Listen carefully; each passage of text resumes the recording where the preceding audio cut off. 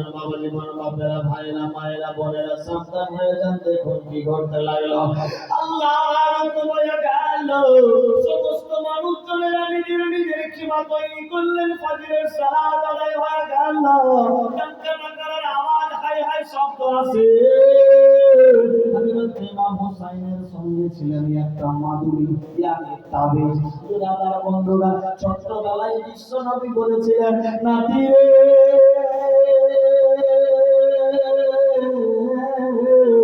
ফাঁকা ময়দান হবে গাছপালা দেখতে পাবা না কোনো বাড়িঘর পানির কিনারা পাবা না নাতি ভাই সেই জায়গায় যদি গিয়ে পৌঁছে যাও মাদুরী খুলে দেখবা যদি লাল কালার হয়ে যায় যদি লেখা থাকে কারবালা খুলে নিও সেটাই কারবালার ময়দান তোমাকে আর কেউ বাঁচাতে পারবে না নাতি রে মরণের 10 তারিখ শুক্রবার সবাই মসজিদের বারান্দায় মসজিদে গিয়ে সালাত আদায় করবে সেই সময় তুমি নানা নানা বলে ডাকবা তোমার হুকুমের পেছনে গার্ডান বরাবর সীমার খবর চালাবে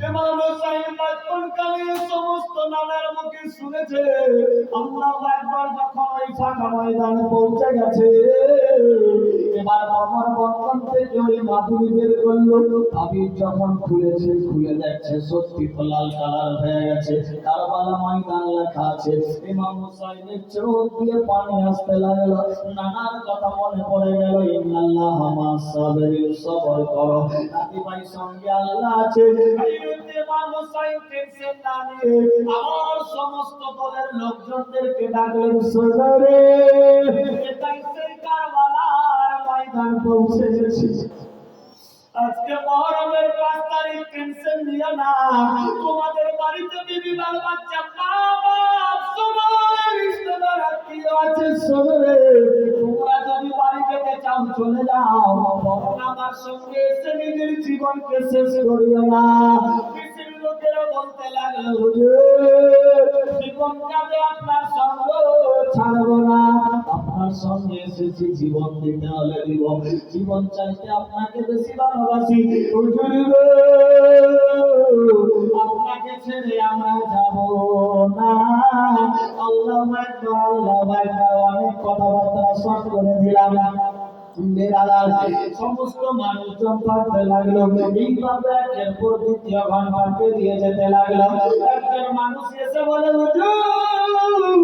পানি নাই পানির কিনারা নাই কুয়া খুঁজতে হবে পানি বের হবে একজন হাতের মধ্যে তরবারি নিয়ে গর্ত খুঁজতে লাগলো যখনই গর্ত খুঁজতে শুরু করেছে নিচ থেকে পানি বের হয় না লাল লাল স্যাঁতস্যাঁতে পানির নিকাশ দেখা যায় আল্লাহু আকবার একজন বলে হুজুর গো রান্না তৈরি করবো লোকরি নাই জ্বালানি জোগাড় করতে হবে হযরত ইমাম হুসাইন বললেন শোনো রে ওই যে সামনে শুকনো খেজুর গাছ দেখা যায় ওই গাছের লাকড়ি ডাল কেটে নিয়ে আই বিরাদার একজন মানুষ দৌড়ে গিয়ে যখন শুকনো গাছে মারে দেখে লাল লাল কষ্ট স্যাঁতস্যাঁতে রক্তের ফোয়ারা দেখা যায় আল্লাহু আকবার আল্লাহু আকবার দৌড়ে এসে হাজির হলো হুজুর গো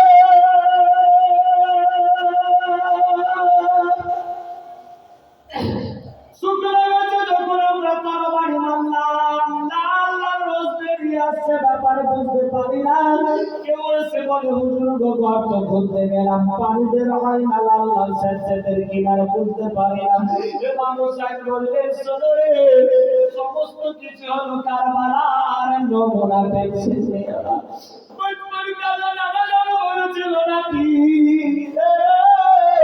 যেদিকে তাকাবে সেদিকেই লাল লাল লাল লাল দেখা যাবে টেনশন নিও না ওটাই হবে কারবালার ময়দান আল্লাহু আকবার এইভাবে একের পর দ্বিতীয় ঘন্টা চলতে লাগলো রৌদ্র উঠতে লাগলো প্রখর রৌদ্রের তাপ পালুচুর জায়গা থাকার কোনো ঠিক রকম বাসস্থান নাই যা খাবার ছিল সবগুলাই শেষ আল্লাহু আকবার বিরাদার বন্ধুরা যখন দুপুর হতে লাগলো ওইদিকে জিদের লোকেরা ডাঙ্কা ডাকায় আওয়াজ দিতে লাগলো যুদ্ধের এলান হয়ে গেছে ঘোষণা হয়ে গেছে আল্লাহু আকবার যুদ্ধ শুরু হয়ে যাবে এমন অবস্থায় আল্লাহু আকবার ওয়াহাব নামে একজন বীর পাহলওয়ান নেতা যুদ্ধের মধ্যে রণে রওনা হয়ে গেল আমার আল্লাহ বলে জিবরাইল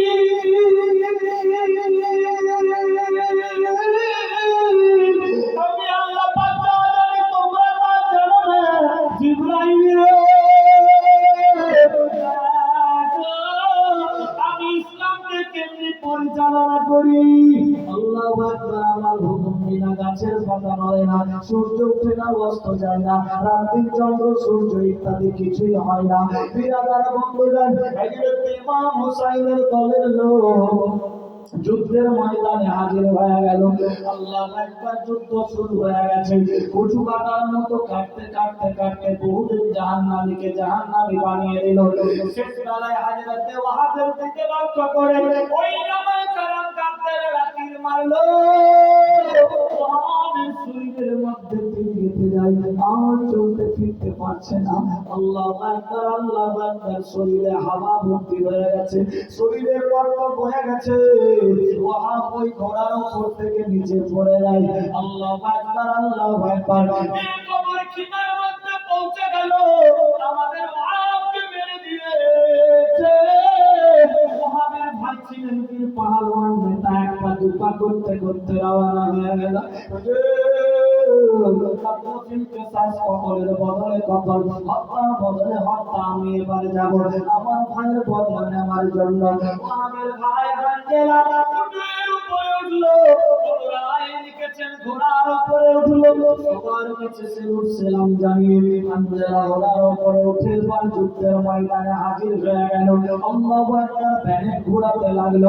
কেউ আর ভয়ে পাশে আসে না। পীর পাহাড়ওয়ান নেতা ইজিদের লোকেরা বলে, এই ছেলেটা কে রে, এত সুন্দর দেখতে, অতি উত্তম, বলে আর নাম হানজালা, কোথায় বাড়ি, বলে মক্কা শহরে। হযরত ইমাম হুসাইনের ভক্ত বাম হাত, বলে ঠিক আছে। বিরাদার বন্ধুগণ, ইবলিস শয়তান বুদ্ধি দিতে লাগলো, ওরা যদি একাই একাই সবদিকে কচু কাটার মতো শেষ করবে, তোমরা যদি একসঙ্গে 10-20 জন যাও তাহলেও পারবে না। আল্লাহু আকবার, আল্লাহু আকবার। বিরাদার বন্ধুগণ, 1-2 জন হানজালার সামনে যখন গিয়েছে, হানজালা কাপের থেকে তরবারি বের করে নারায়ে তাকবীর, আল্লাহু আকবার মুখে বলে, নারায়ে হায়দারি ইয়া আলী বলে এক একটাকে যখন মারতে শুরু করলো, আল্লাহু আকবার, আল্লাহু আকবার, এক একজন জাহান্নামী হতে লাগলো। কিন্তু ওই দেশের লোকেরা আল্লাহু আকবার, ইবলিস শয়তানের বুদ্ধিতে একসঙ্গে দূর থেকে তীর মারতে লাগলো। আল্লাহু আকবার, হযরত ইমাম হানজালার শরীরে একখানা তীর নয়, যখন তীর আসতে লাগলো ঝাঁক ঝাঁক, হযরত হানজালার শরীরে তীর বপন হতে লাগলো। শরীরের মধ্যে যত সমস্ত রক্তের ফোয়ারা ছিল, শরীর থেকে রক্ত ঝরতে লাগলো।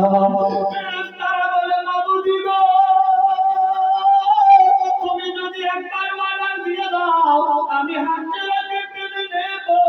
আমার আল্লাহ বলে, ফেরেশতারা, আমি আল্লাহ যাহা জানি তোমরা তা জানো না। দেখ আমি আল্লাহ কি করতে পারি। এইভাবে যুদ্ধ জিহাদ শুরু হয়ে গেল। আল্লাহু আকবার, আল্লাহু আকবার। বিরাদার মুহররমের 6 তারিখ চলে আসতে লাগলো। এবার এইদিকে ছোট্ট বাচ্চা 6 মাসের শিশু, যার নাম আলী আসগর, নাম হযরত সাহারে বানুর বেটা, হযরত ইমাম হুসাইনের বেটা, 6 মাসের শিশু দুধ পান করে মায়ের ঘরের মধ্যে, খাওয়ার নাই, খিমাতেন, পানির কিনারা নাই, স্তন্য শুকিয়ে গেছে, পানি পায় না। আল্লাহু আকবার, আল্লাহু আকবার। এত সুন্দর চেহারা, পূর্ণিমার চাঁদের মতো দেখতে, চাঁদের গায়ে দাগ, বাচ্চার শরীরে দাগ নাই। ওইটুকু বাচ্চার চেহারা যেন কেমন কেমন হয়ে গেছে। রোদের তাপ পড়ছে, পেটের মধ্যে খাবার নাই, চিৎকারটা লাগ লাগ করে দেখাই, চোখগুলো বসে গিয়েছে, মুখের চেহারা চেঞ্জ হয়ে গেছে। আল্লাহু আকবার, আল্লাহু আকবার। শহরে মানুষ এক পা দুপা করতে করতে এসে ইমাম হোসাইনকে বলে, ভাই হোসাইন, যুদ্ধ জিহাদ করতে হলে আমাদের সঙ্গে করবে। মাসুম এই ছোট্ট নিষ্পাপ বাচ্চা কি দোষ করেছে? এ বাচ্চাটা অকারণে মারা যাবে। যদি এই বাচ্চাটাকে নিয়ে ফোরাতের কিনারে যাও, বাচ্চাটারে যদি একটু পানি দেয়, বাচ্চাটা চিন্তা থাকবে, কারণ নচেত চলে যাবে। ঘরের মধ্যে খাবার নাই, পানি নাই, স্তন্য শুকিয়ে গেছে, দুধ হয় না, বাচ্চার চেহারা পাল্টে গেছে, লক লক করে জিব্বা দেখায়। নিয়ে যান, নিয়ে যান। জানি না বাচ্চাটার দিকে দেখে যদি রহম হয়ে যায়। হযরত ইমাম হুসাইন কচি বাচ্চা 6 মাসের শিশু আলী আসগরকে কোলের মধ্যে নিয়ে চলতে লাগলো ফোরাতের দিকে।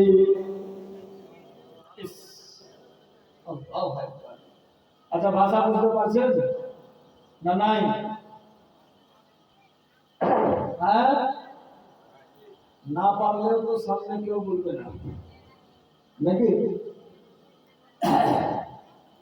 মারাত্মক ডেঞ্জার ঘটনা। আলী আসগার 6 মাসের শিশু, এই বাচ্চাকে নিয়ে হযরত ইমাম হুসাইন দুলদুলের উপরে উঠলেন। দুলদুল হাঁটাতে লাগলো, এক পা দুপা করতে করতে হাঁকিয়ে চলছে। আহারে, আলী আসগরের চেহারাটা দেখতে আলাদা হয়ে গেছে, প্রখর রোদের ভাব খাইনি। দীর্ঘ শিশু আলী আসগর